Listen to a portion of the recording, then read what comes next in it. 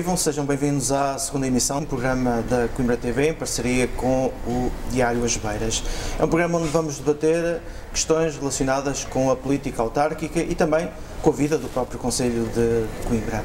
Comigo, para a moderação desta conversa, está o meu colega Paulo Marques, jornalista também do Diário As Beiras.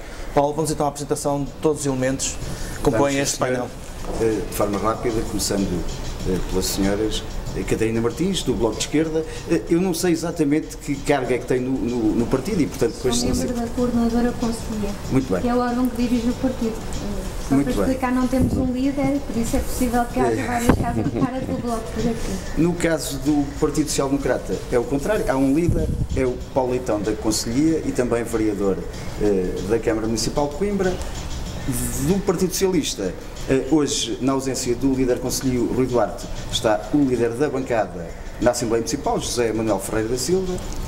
Por parte da CDU, mas neste caso porque estamos em representação de partidos, do Partido Comunista Português, temos o vereador da Câmara Municipal de Coimbra, Francisco Queiroz.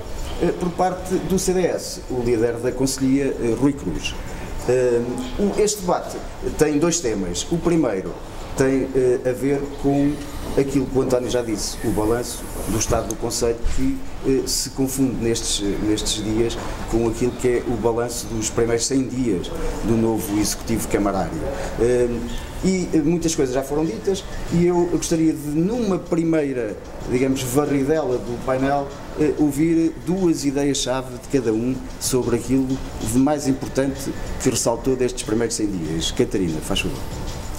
Olha, pegando até na primeira página do jornal As Beiras de hoje, o que ressalta, por exemplo, é uma falta completa de estratégia no âmbito das políticas sociais para o Concelho. Nós estamos numa situação de emergência social provocada pela situação do país, pela política externa que nos é imposta, e não há, nós vimos, inclusivamente a partir do orçamento camarário, não há um plano, seja de que ordem for, não há sequer uma ideia para o que possa ser uma intervenção social no Concelho. Não há verbas acrescidas, seja no setor da intervenção social, seja, por exemplo, no que diz respeito à habitação, que é outro dos flagelos.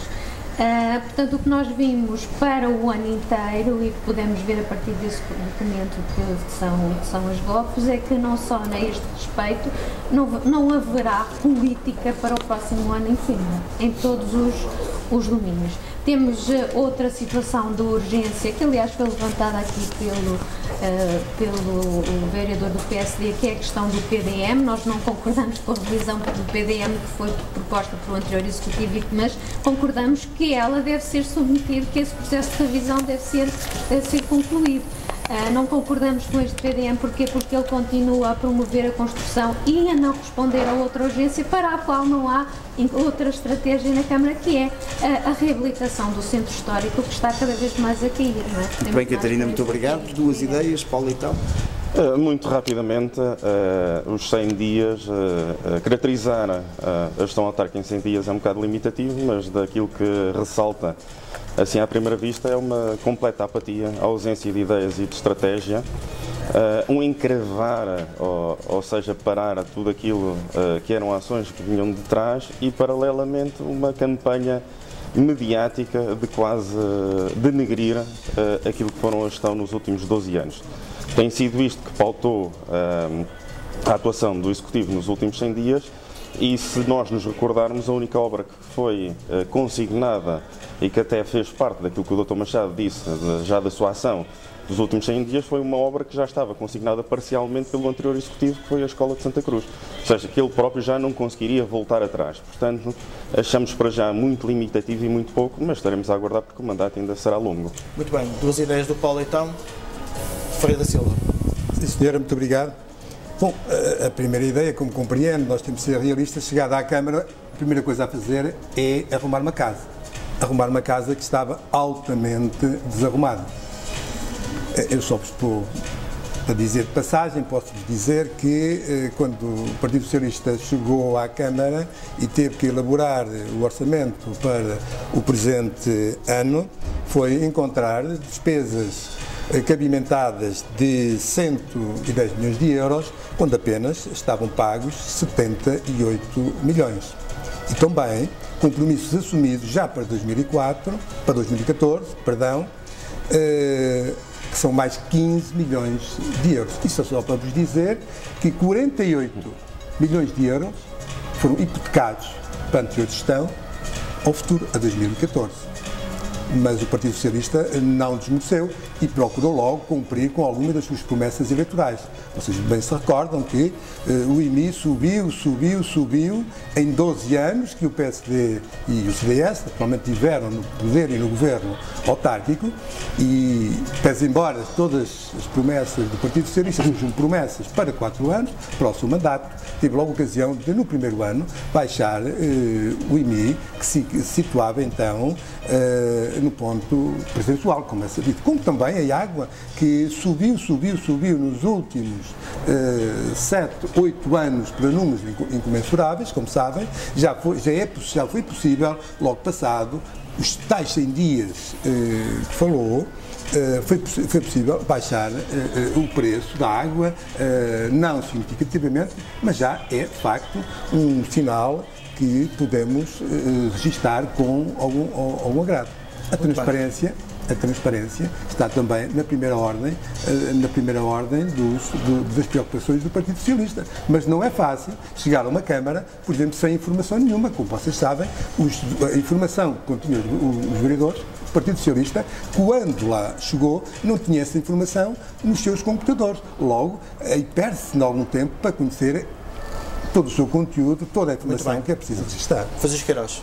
Uma primeira nota para dizer que podíamos considerar que são 100 longos dias, não é? Portanto, este período de instalação do novo poder autárquico, da nova maioria, é extremamente longa, extremamente demorosa, um período de instalação a par e passo, onde distribuição de competências, atribuição de competências demoraram muito tempo a sair, talvez o conhecer os cantos à casa, enfim, não sei, demorou imenso tempo, e isso provocou, e foi sentido por muitos e muitos funcionários da própria autarquia e com certeza também por muitos municípios, uma quase, pelo menos na fase inicial, paralisia dos serviços e depois o andar devagarinho, muito lentamente.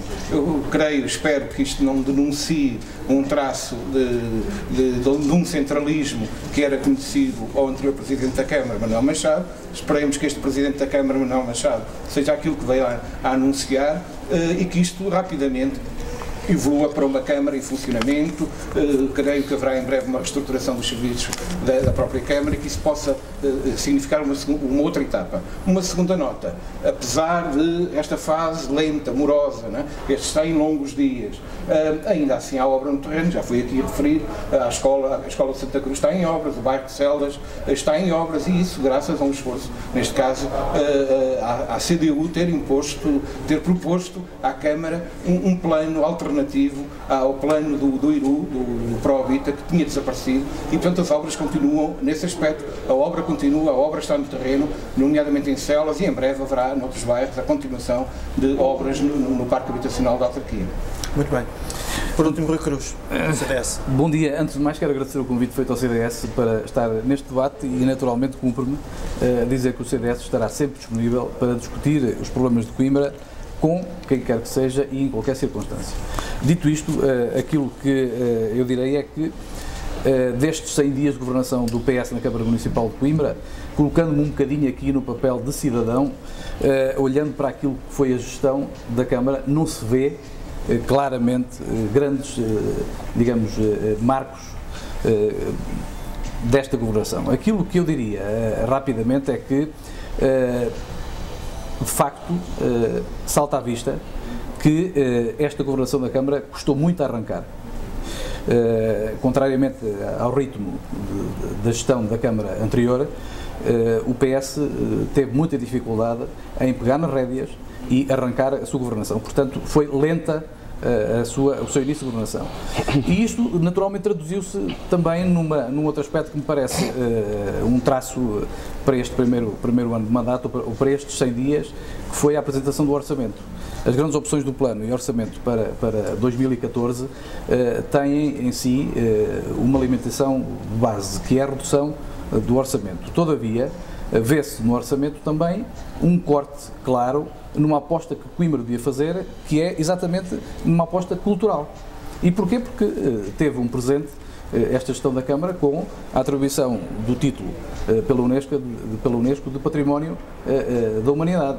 E não se vê neste orçamento que haja efetivamente um grande investimento nesta área cultural. E, portanto, eu diria que, muito rapidamente e muito sucintamente, que estes 100 dias da governação do PS, que estão marcados claramente pelas restrições orçamentais, mas também por alguma, digamos, inépcia de atividade inicial. E, portanto, vamos aguardar. Olha, eu ouvi o Dr. José Manuel Ferreira da Silva dizer, esgrimir números, que é sempre um bom argumento para começar uma segunda ronda de intervenções, e eu perguntava diretamente ao engenheiro Paulo Leitão, porque é hoje líder da oposição, chamamos-lhe assim, e foi até há pouco tempo vereador em exercício da Câmara. Se revê neste comprometimento até financeiro daquilo que é o orçamento para este ano? Ouça, o que o Dr. Ferreira da Silva falou aqui não passa de um conjunto. Eu classificaria de uma forma delicada como atuardas, que têm sido já caracterizadas os primeiros 100 dias do PS, que não correspondem à verdade.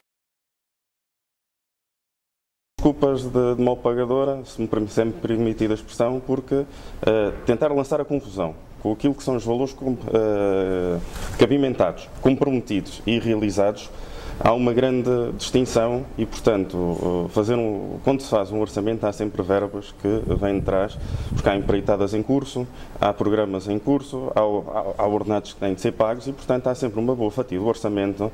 Já foi assim em 2001, que está a priori, que diria-se assim quase consignada a um determinado fim. Portanto, falar daquilo que ainda para mais está cabimentado é um absurdo, porque nós sabemos sempre que é previsto em orçamento um valor superior, é cabimentado uma percentagem inferior e é realizado uma percentagem ainda inferior, que é aquela que depois serve para encerramento de contas.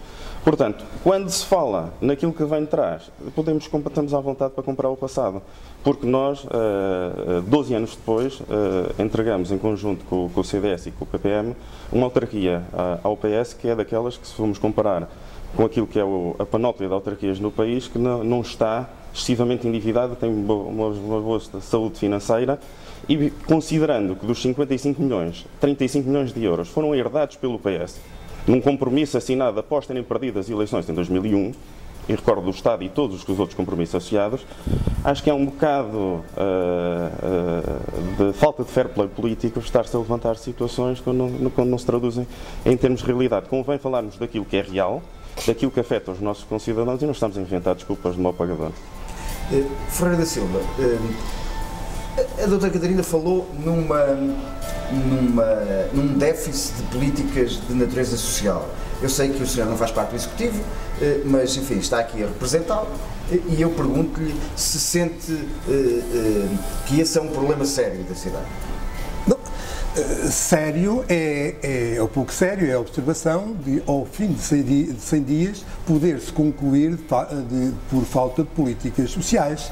Mas eu recordo-lhe, por exemplo, talvez a Catarina não tenha a abrangência tudo quanto é uma política social. Eu vejo os trabalhadores, coitados, de manhã querem ir para os seus empregos e chegaram a um ponto que tinham dificuldades em encontrar transportes públicos. Então temos aqui hoje um membro do Conselho de Administração, mas o Partido Socialista, além de ter, nos últimos meses de mandato, transferir dinheiro para pagar os próprios salários, teve, para aguentar os autocarros a circular, neste orçamento, transferir 9 milhões e meio mais para os transportes. Mas o que está a dizer é que se isto não é política social, em insolvência? Como? O que está a querer dizer é que os institutos foram deixados em situação Podemos, de julgo eu, não quero diretamente responder a esta questão, está aqui um membro do Conselho de Administração, se faça-lhe a pergunta diretamente dele, estejam à vontade, está mais em condições de poder responder a isso, mas eu não fugia muito dessa observação, mas estou convencido que o engenheiro do Partido Socialista conseguirá evitar, não pagando quaisquer comissões, a insolvência dos serviços de transportes foram deixados coletivos de Coimbra. Sobre o Xuntuc, eu creio que não está em situação não deixe de a questão fiscal de lado. A grande questão do SMTUC, que ao contrário de outras empresas como em Lisboa e no Porto, durante muito tempo tiveram um forte apoio do Estado. Não é? Mas não há mais pequena dúvida que os SMTUC estão a passar por uma crise grave. E essa crise grave tem a ver com erros graves de gestão, em alguns casos, poderíamos mesmo dizer gestão danosa, relativamente àquela casa.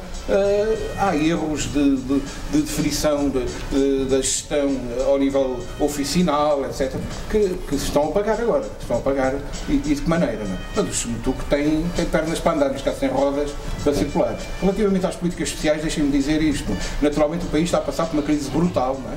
E a cada dia que passa, quem lida mais diretamente com os cidadãos, com a sua vida, como na habitação, como noutras áreas, percebe-se de uma enorme crise, não é? Que entrou pelas classes médias dentro. Não é? Portanto, aliás, muitas das pessoas que hoje procuram habitação social são pessoas daquilo que tradicionalmente se chamou a classe média baixa. Mas convém talvez dizer que nem esta Câmara, nem as outras 307 câmaras do país terão meios para resolver uma crise social profunda, e a culpa dessa crise social profunda, a meu ver, é obviamente desta troika que governa Portugal e de quem a chamou também, não é? E, portanto, esta grave crise tem responsáveis, não é? As câmaras podem, obviamente, encontrar medidas para resolver aqui e acolá problemas, nunca conseguirão resolver é a fome que neste momento existe. Eu repito, a fome que neste momento existe na cidade de Coimbra, como existe nas outras cidades, e que atinge pessoas qualificadas, atinge pessoas de uma nova pobreza envergonhada, que muitas vezes não damos conta, mas que está aí. O tempo é nosso inimigo nesta... Uma das, falando destes 100 dias, um dos casos referidos teve a ver com uma pasta de um antigo vereador do seu partido, neste caso do turismo. Sim. Como é que o CDS vê todas estas críticas relativamente à questão da pasta do turismo e ao que foi feito na empresa municipal de turismo, por exemplo? Bom, o CDS em relação a isso gosta de mais do que olhar para trás, gosta de olhar para a frente. Mas não deixa naturalmente para perspectivar o futuro, ter em conta a sua história. E por falar em história, permite-me fazer aqui um parênteses muito rapidamente ao que disse o meu colega, antecessora, que refere a questão da Troika como sendo a causa de todos os maus deste país.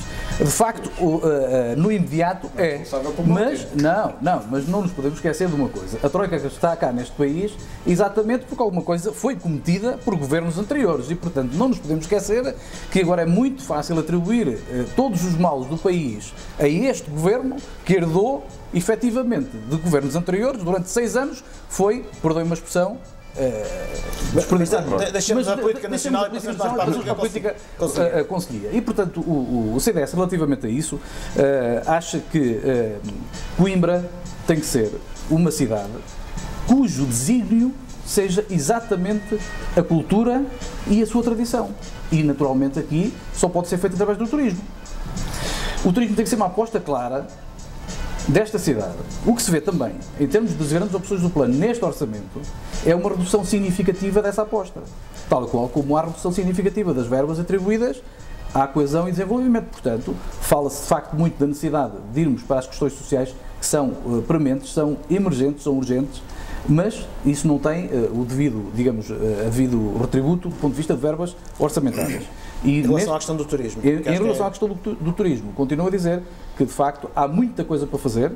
Não foi feito muita coisa, mas há muita coisa para fazer. Agora, o turismo tem que ser uma estratégia global, que não pode ser apenas e só do vereador que tem o pelouro. É evidente que ele pode ser, naturalmente, o dinamizador, mas quem quer que tenha este pelouro do turismo na Câmara tem que, efetivamente, ter um conjunto de parcerias e de parceiros, e tem que ser uma estratégia da própria Câmara. Portanto, não parece que de facto se consiga ir a muito lado se não houver esta, digamos, dimensão, digamos, estrutural.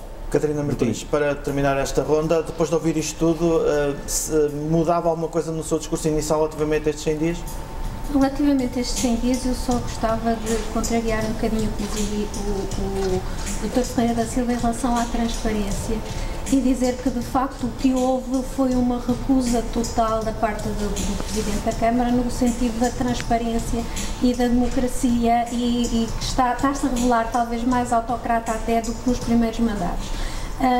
Eu recordo que houve propostas em Câmara que foram apresentadas por uma força política que não está aqui representada, embora tenha dignidade igual a qualquer dos partidos, que é o Movimento de Cidadãos por Coimbra, no sentido de introduzir o orçamento participativo, e foi uma proposta do PSD no sentido de haver o provedor do município. São dois órgãos absolutamente essenciais para a transparência no funcionamento do município, e eles foram simplesmente rejeitados num gesto autoritário por parte do Presidente da Câmara. Portanto, não há nenhum desejo de ser democrático da parte do Dr. Manuel Machado. Quanto aos transportes públicos, que o Dr. Ferreira da Silva confunde com políticas sociais, é realmente um serviço social de primeira necessidade para o acesso à educação, para o acesso ao emprego, etc. Mas o que nós vemos é que há uma gestão tão má dos semetuques que neste momento a frota está em grande parte paralisada, os motoristas chegam, não conseguem trabalhar, há carreiras suprimidas, há pessoas desesperadas por chegarem aos seus empregos todas as manhãs e com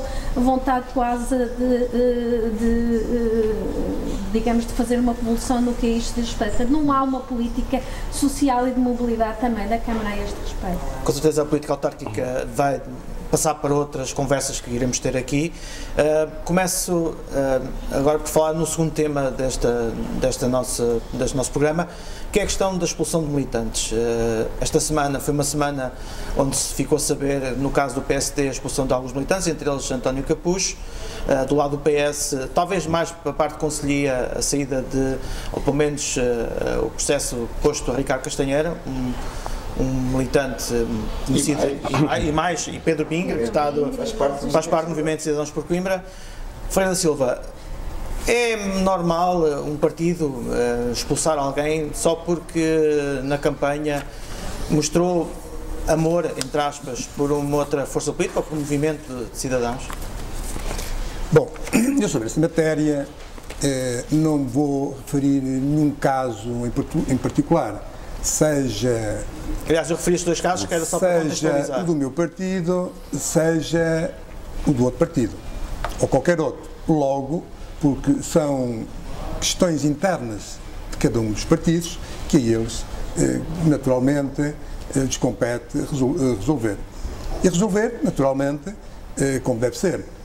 Eu devo dizer que a lei dos partidos políticos exige, impõe com caráter de obrigatoriedade que os partidos tenham no seu seio órgãos de jurisdição. E os estatutos de alguns partidos, pelo menos do meu e creio que dos demais, estatuem também que não podia deixar de ser, naturalmente, que um dos seus militantes que entregue listas opositoras quando ele se candidata ao mesmo ato eleitoral comete uma sanção grave que tipifica com a expulsão, como faz também a quem dê apoio expresso a este tipo de militância. Eu penso até que era um imperativo de dignidade que um militante, já que ia falar em alguns, de Binga, que integre uma lista que vá contra a lista do seu partido, alguma coisa está mal. Mas concorda com essa postura? Eu disse-lhe que não me ia responder em particular a qualquer caso. Agora, o que eu tenho que lhe dizer é que não é excessivo, nem é ilegítimo o exercício da ação disciplinar. O que é ilegítimo seria não conceder a esses militantes o direito à expressão, o direito de audiência. Li aí nos jornais da cidade sobre esta matéria, que não conheço com toda a dimensão, foi que foram notificados de uma nota de culpa para se defender. E houve quem não se quisesse defender. Sim, foi o caso do Ricardo Castanheira. Paulo, então, o PSD já não é a primeira vez que expulsa militantes. Desta vez até se falou que se podia expulsar o Rui Rio. Na sua opinião, esta leitura do José Manuel Ferreira da Silva, mutatis mutandis, aplica-se ao PSD e aos partidos todos? É assim, do ponto de vista... Quem milita num partido tem de ter a noção que não milita por uma mera simpatia. Tem um conjunto de direitos e obrigações, e se milita nesse partido é porque está comprometido com o mesmo, quer do ponto de vista do debate interno, quer do ponto de vista daquilo que é a sua propositura a eleições externas. No PSD, o caso recente é um caso até com alguns contornos engraçados, porque o António Capucho era vice-presidente da Comissão Política Nacional, que aprovou estes estatutos, que ainda para mais torna quase automática a expulsão quando o militante integra listas opositoras. No fundo, basta só algum militante ou algum órgão relatar à jurisdição nacional, como a prova está feita, que é a sua integração numa lista opositora, é automática, nem a própria jurisdição tem que reconfirmar meramente a expulsão, e foi isto que foi na altura. Concorda com essa medida? É assim, concordo, mas por exemplo, do exemplo, em Coimbra passou-se exatamente a mesma coisa. Houve militantes do PSD que integraram listas opositoras às listas do PSD e que não foram expulsos porque ninguém participou das mesmas à jurisdição, e isto do ponto de vista conselhio foi uma estratégia que nós assumimos, que não íamos criar mais cisões e fraturas internas. Se tivessem ganho, se o Partido Social Democrata à frente da coligação por Coimbra tivesse ganho as eleições, fazia o mesmo? Fazia o mesmo, porque neste momento, apesar de concordar com a norma, considero que os partidos têm que se adaptar a este novo fenómeno que existe, que é cada vez mais ter... É quase automático. É quase automático. Mas temos que fazer um debate interno e repensar, porque é algo que começa a ser normal em quase todos os partidos, que é ter vários militantes a concorrer os partidos. O CDS teve situações destas. Teve, por exemplo, o Presidente da Federação dos Trabalhadores Democráticos Cristãos, que apoiou expressamente a lista do Dr. Barbosa de Melo. Em relação a isso, eu quero com toda a clareza dizer que sou, por princípio, defensor das regras estatutárias. As pessoas têm que perceber, de uma vez por todas, que ao pertencerem a um partido, o partido tem estatutos, tem regras, tem normas. E daí tem que saber que tem deveres para com esta instituição que é o partido político. Portanto, não é um grupo de amigos. Ainda significa isto o quê? Significa que as pessoas têm estatutariamente também no CDS o direito à sua própria opinião. E as opiniões, ainda bem que existem opiniões de divergência, devem ser discutidas em sede dos órgãos. Se as pessoas não concordam, do ponto de vista ético, eu diria para fazerem o seguinte: suspendem a militância e... Só isto. E, portanto, eu estou à vontade para dizer isto porque no meu partido houve pessoas, uma delas era, inclusivamente, meu vice-presidente da Comissão Política e Conselhia, que, naturalmente, candidatou-se por uma lista contra o CDS e, naturalmente, eu pedi-lhe para ele se demitir da Comissão Política e Conselhia e enviei para Lisboa os nomes das pessoas que participaram nas diferentes listas opositoras à do CDS. E, portanto, isto para mim parece-me perfeitamente pacífico. Sem embargo, dizer as pessoas têm o seu direito à opinião, mas naturalmente têm que respeitar as hierarquias partidárias. Catarina, é isso. Catarina Martins. Mas eu acho isso um direito de opinião extremamente limitado. Se o Bloco de Esquerda, se há partido, ou se há força política, que quase nem precisa de expulsar ninguém, porque se auto-expulsam alguns elementos e dirigentes, saem por si. Isso não é uma visão correta. Dentro do Bloco de Esquerda há imensas correntes de opinião. Aliás, o Bloco de Esquerda vive de correntes de opinião diversas que se exprimem. Este fim de semana estivemos em Conferência Nacional com 4 ou 5 moções concorrentes e, portanto, no nosso partido também há várias moções. Mas concorda com esta tese de que se há normas elas têm que ser respeitadas? Obviamente, o que eu posso é não concordar com essas normas e então não adiro a esse partido. Portanto, o que eu acho é que estes estatutos são limitativos quanto ao direito de opinião dos seus membros. Em concreto, está-se a falar aqui, por exemplo, da expulsão do PS, de pessoas que tentaram aqui em Coimbra fazer outro uso, digamos, da sua intervenção cívica, que foi participar num movimento de cidadãos. Portanto, nem sequer foi coligar-se a outra força partidária. Portanto, foi fazer complementar, digamos, a sua democracia partidária com a democracia participativa, que eu acho que é um caminho que deve ser trilhado. Cidadãos que não concordavam pontualmente com a escolha de candidatos ou de uma lista para uma candidatura pontual, que é uma candidatura autárquica, mas que concordam no essencial com a ideologia do partido e, portanto, pretendem ficar afiliados. Se o movimento do Bloco de Esquerda nas próximas eleições concorrer pelo Partido Socialista, está tudo bem. Mas isso já aconteceu, não será expulso certamente por causa disso. Muito bem. O Partido Comunista é que já logo. teve a sua história de expulsões, que é muito conhecida nos tempos presentes. Talvez explicar. Obviamente, no meu partido, o órgão máximo do Partido Congresso discute e aprova quer o programa, quer as orientações políticas, quer os estatutos. Não é? Porque, aliás, antes de um Congresso são discutidos amplamente por dezenas de milhares de militantes. É essa a prática, tem sido essa a prática, e depois há uns estatutos, e são esses estatutos que quem adere a um partido político, o Partido Comunista Português, cumprirá. Mas eu estou muito mais preocupado com a expulsão do governo. Olha, a verdade, neste momento estou muito mais preocupado com expulsar o Paulo Portas e o Passos Coelho do que propriamente com este ou aquele militante. Obviamente adere ao Partido Comunista quem quer e quem depois é por isto admitido. Não é fácil ser comunista, mas cá andamos, cá estamos, e de facto nós estamos muito preocupados sim com a expulsão deste governo rapidamente e em força. Sim. Muito bem, foi o Estado do Conselho desta semana. Para a semana voltamos com novos temas e com estes convidados. Obrigado.